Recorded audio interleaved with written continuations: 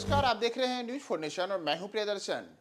बिहार में जो सत्तारूढ़ नीतीश सरकार है, इसके घटक दलों के बीच अलग अलग किस्म के तनाव की बातें सामने आती रहती हैं। और इन सब के बीच एक दिन पहले ही नीतीश कुमार ने जब कर्पूरी जयंती के अवसर पर पटना के वेटनरी कॉलेज में आयोजित जयंती समारोह में परिवारवादियों पर हमला किया, तो उसके बाद अब राजद की ओर से भी इस पूरे मामले में लाल उनका रंग देखा जा रहा है। दरअसल ये बातें इसलिए क्योंकि अब राजद सुप्रीमो लालू यादव की बेटी रोहिणी आचार्य ने सोशल मीडिया पर एक ट्वीट किया है और उनके इस ट्वीट के अलग अलग मायने निकाले जा रहे हैं। तो हम पहले मुद्दे पे आए, उसके पहले हम आपको रोहिणी आचार्य का वह ट्वीट दिखा देते हैं कि रोहिणी आचार्य ने आज क्या ट्वीट किया है। दरअसल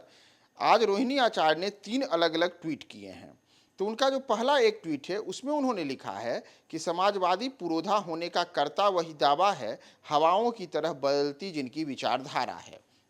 अब हवाओं की तरह किनकी विचारधारा बदलती है ये तो रोहिणी आचार्य जाने, लेकिन इसके अतिरिक्त रोहिणी आचार्य एक और ट्वीट में लिखती हैं कि खीज जताए क्या होगा जब हुआ न कोई अपना योग्य, विधि का विधान कौन टाले जब खुद की नीयत में ही हो खोट। इसके अतिरिक्त एक अन्य ट्वीट में वह लिखती हैं कि अक्सर कुछ लोग नहीं देख पाते अपनी कमियां, लेकिन किसी दूसरे पे कीचड़ उछालने की करते रहते हैं बदतमीजियां।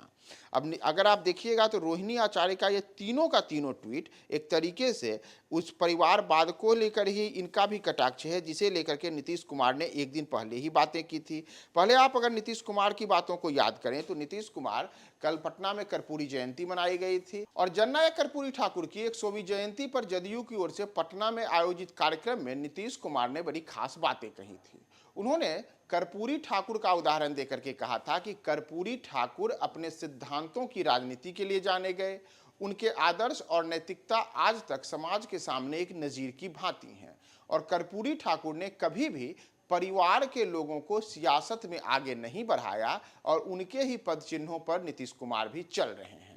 एक तरीके से नीतीश कुमार ने इस बहाने उन लोगों पर कटाक्ष किया जो लोग अपने परिवार के लोगों को सियासत में आगे बढ़ाते हैं। जैसे अगर हम उदाहरण के तौर पर लालू यादव को लें तो लालू यादव, उनकी पत्नी राबड़ी देवी, उनके बेटे तेज प्रताप यादव और तेजस्वी यादव, उनकी बेटी मीसा भारती, ये कुछ ऐसे नाम हैं जो मौजूदा समय में लालू परिवार से अलग अलग सदनों के सदस्य के तौर पर निर्वाचित हैं। तो माना गया कि नीतीश कुमार ने जिस परिवारवादी राजनीति पे टिप्पणी की तो एक तरीके से परोक्ष तौर पर उनके निशाने पे लालू यादव का परिवार ही रहा, जिनके परिवार के कई लोग सियासत में आगे आए हैं और लालू यादव बढ़ चढ़कर उन लोगों को अलग अलग सदनों में भेजे हैं। तो अब उन तमाम चीज़ों के बीच रोहिणी आचार्य के अगर आप ट्वीट पर देखेंगे तो रोहिणी आचार्य ने जो 3 ट्वीट किए हैं उसमें अगर हम जो पहले ट्वीट की ही बात करें तो उसमें उन्होंने कहा है कि समाजवादी पुरोधा होने का करता वही दावा है, हवाओं की तरह बदलती जिसकी विचारधारा है।